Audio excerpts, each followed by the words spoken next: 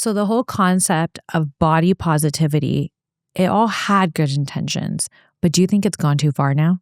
Yeah, I think it gives someone an out to say, I love my body. You should love your body, but if you love your body, love it in whatever state it's at. You can love it while you're a little bit overweight, but then realize I can also get in shape and still love myself as well. I think health and self-work and self-love is the most important thing, right? The more you work on yourself, the more you're going to have body positivity, mental health positivity. Yeah. I think a lot of us grew up with shame around our bodies and if they weren't perfect. And sometimes maybe the people around us or the messaging that we got is like, you have to be skinny. So now when people are overweight, they're trying to unlearn these things about being too skinny. So they really want to love themselves. And I get it. I hear you. I've been there before too. But I think it can be a little bit damaging as well. If you're so focused on just loving yourself if you're overweight, but what if all your health markers are out of range and you're very unhealthy? You can love yourself and your body, but you can also have the frame of mind where you want to improve yourself at the same time. They can both coexist. Yeah, body positivity and self-love is the precursor, I think, for you to start working on yourself. I don't think that if I thought of myself in a good way, I would have ever worked on myself. So I think body positivity and loving yourself is the precursor and prerequisite to getting into a healthy routine. But you have to eventually get into a healthy routine because you can love yourself and all of a sudden your doctor starts telling you you have type 2 diabetes. And then what happens? Yeah, it's like I love myself. So the body positivity and this whole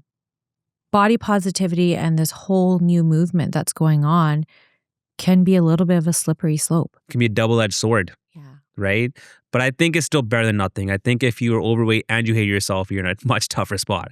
So as long as you love yourself, that could spark something within you. Right? But don't stay stuck. Always work on something to do with your health. Yeah. Move yourself in the right direction. Move yourself in the right direction. So self-love and self-improvement can both coexist together. Yeah, it's like what came first, chicken or the egg? Self or body positivity comes first, then next you must work on yourself. Yeah. Do you find that South Asian families actually normalize unhealthy eating habits? I think the last generation did. I think the new generation is going to stop drinking, blacking out, and people are starting to realize that I don't have to be a bodybuilder to eat protein. I can just always be healthy and fit. But I think the last generation really screwed things up. The last generation was all about, okay, drink as many drinks as you can, eat as much shit as you can, and that's our family dinner. But that put so many people into type 2 diabetes and literally depressive spirals. I literally think the new generation is leading the way. The older generations that came to Canada and even back home in India, their way of showing love is feeding your family, right? So actually saying no to eating food is kind of disrespectful to them because they're like, hey, I cooked this delicious meal for you and you didn't eat it. Yeah. But now I think the new generation is starting to change and to understand and there's a lot more education now. There's a lot more like, hey, I am 40 pounds overweight. You love me, I love you, but I don't need to eat those chole bhature right now. Yeah, 100%. Right? Well, even when I go to a gurdwara sometimes, there's stuff all over the walls. There's information, there's education for people teaching them, okay, you should have this type of milk instead of this type of milk. And you should eat way less sugar than this and you should try this instead. And so there's way more education even going on for the older generation. So that's something that I just totally love. Yeah, I think the more healthy and fit that you can be and you can start passing the information to your kids, that will heal generations of such bad health complications, metabolic diseases that our people have been hit with.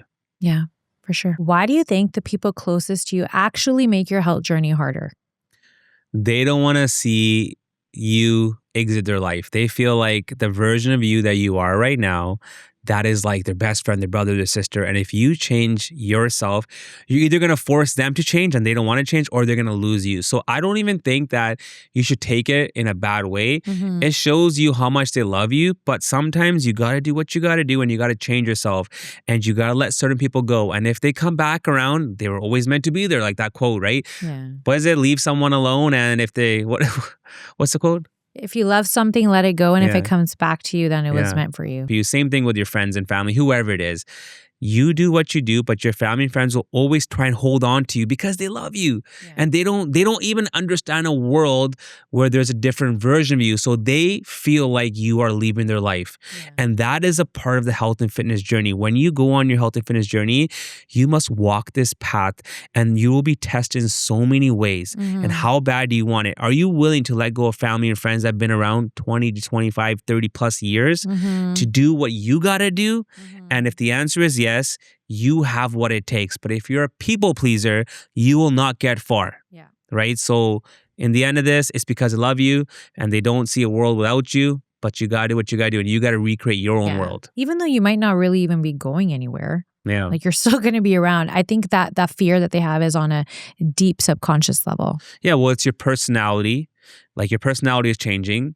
Right. And so the version that they understand of you has a certain personality, has certain traits. Yeah. Now you're a different version. They literally think of you as a different person. Yeah. Like if you were the person that hung around friends and family and you were taking shots and drinking with them. And now suddenly you say, hey, I'm not drinking tonight. It's like, what? Well, what do we do with you then? Like, oh, what do we do? Yeah. So that's the problem. And at the end of the day, again, do what you got to do. And whoever disappears, disappears. And if they come back around and they respect you and they hang out with you again, then that shows you that was a deeper bond than you even thought. 100%.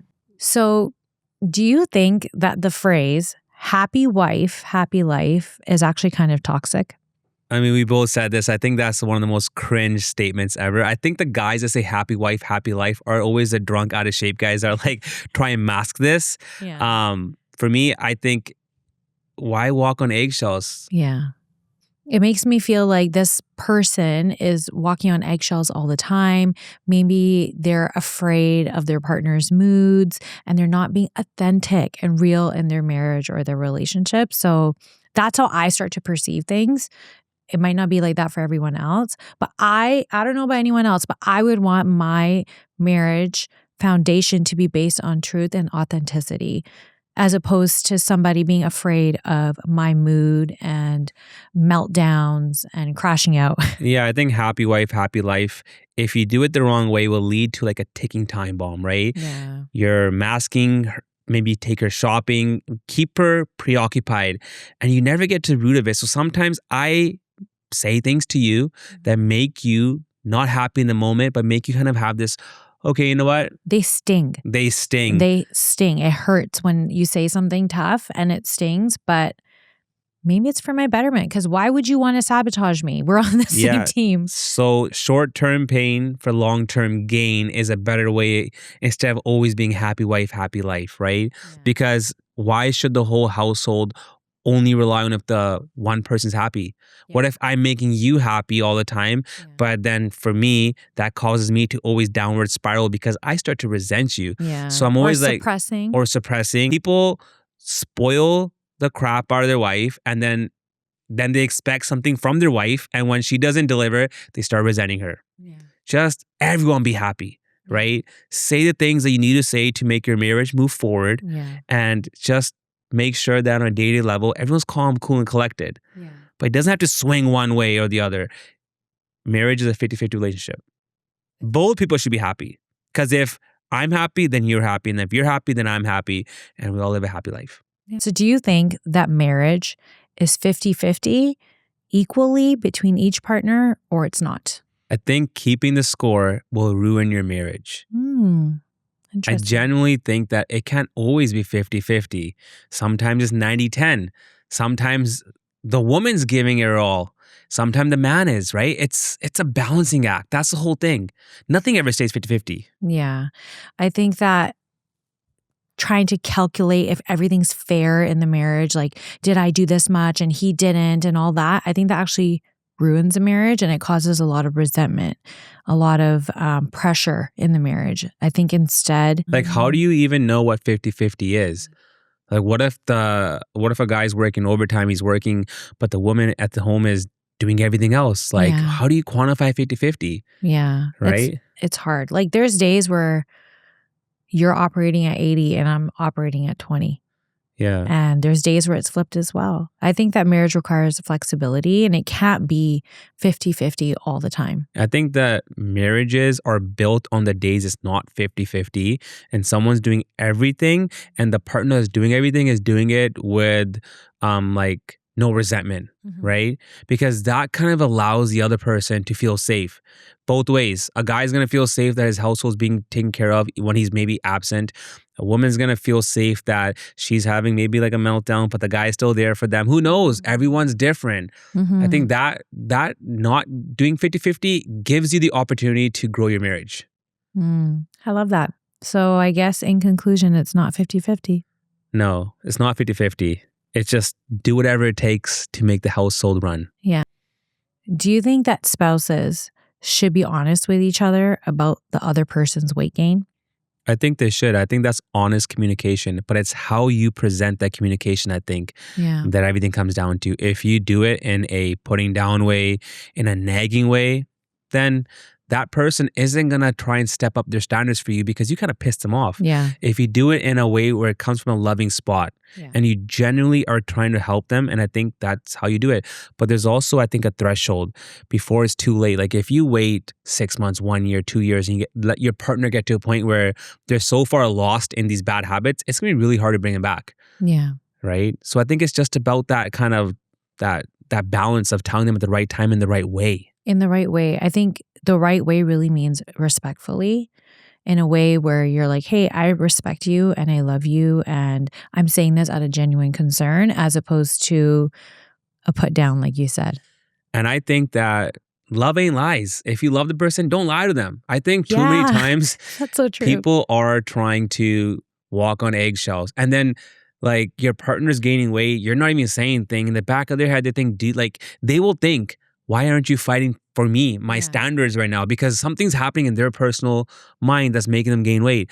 And as your partner, you can't anchor them back into a healthy life. Like whether it's a male or female, it is your job, the healthy one's job, to remain rooted in healthy habits and make sure that translates not only to the partner, to the whole family. Yeah.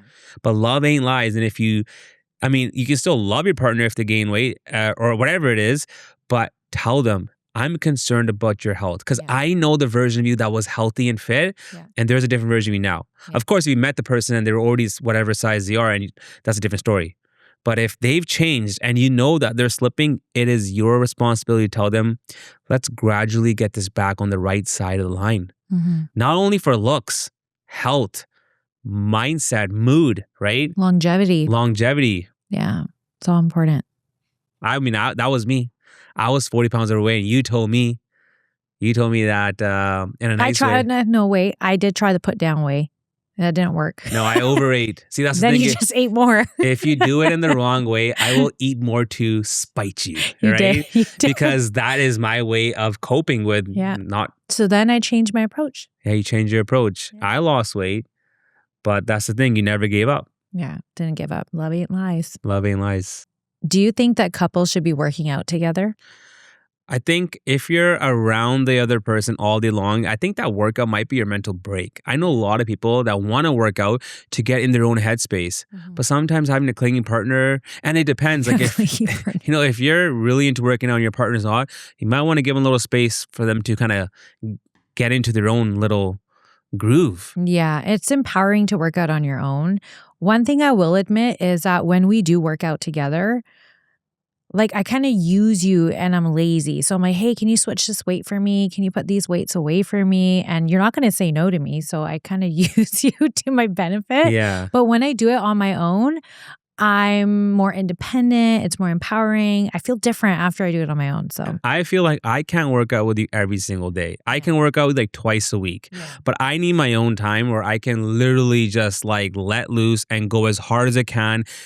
Like be deep breathing, sweaty, and not have to listen to anything that you're saying, because sometimes you ask me questions while I'm in trying to recover and catch my breath, and I honestly get annoyed. So it depends. I think, a couple times a week, that's fine, but not all the time. Yeah. I need my own space. Yeah, you need to be in the zone. You need to be focused on yourself. Yeah. Right? We all need that. It's a meditation. Yeah. It's a form of meditation, right? It's a form of mindfulness. It's a form of just being one with yourself. So yeah, like sometimes when we do leg workouts, you're doing sometimes like glute workouts only. I don't want to do it that day. Yeah. So I have my one leg workout with you and then I'll do my own leg workout. Yeah. But I can't work with you all the time. So, but I think it is important to once in a while work out with your partner just to kind of get into that, like, it's almost like you're going to battle with your partner, right? It's like, hey, you're sweating, you're out of breath, so am I. Like, we both conquer this workout. I think that is a good feeling. And it's doing habit stacking and forming a habit together.